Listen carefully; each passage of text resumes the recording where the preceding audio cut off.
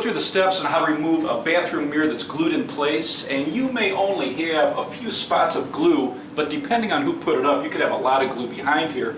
So what we're going to do is we're going to use some duct tape and put a lot of tape on this in case we crack it. It's going to hold together and not shatter all over.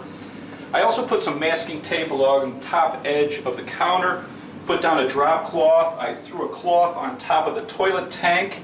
I put down some covering over the vent in case we were to break it. You make sure you use leather gloves and some type of eye protection. So we're just going to start putting up this tape, and I'll probably put an excess on the edges, also on the top, because the way this is set up, we have a metal frame on the bottom, and then it was set up and glued in place. So I'm going to be pulling primarily from the top and the side, so I'm going to put a lot more tape up here.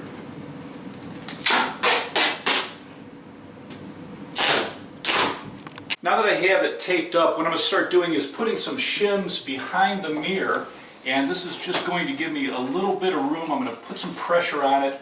It'll separate this from the wall so that I can get my pull and pry bar behind it, and then as I start to pull it away, I'll tap these down and it'll start to apply pressure on that glue. Now I'm just going to start applying light pressure to the side, and you can see how the shims start to move back. And then I'll start on the top and start working all the way down.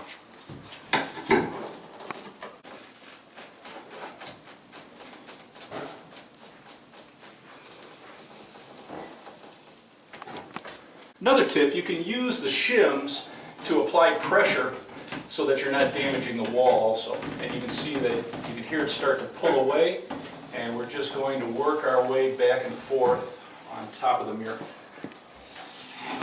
Now that it's pulled away on the top, I'm just going to apply gentle pressure and work it. You can hear it tearing the surface of the drywall away, and if you're just using a little rocking motion, you should be able to free it up just like that.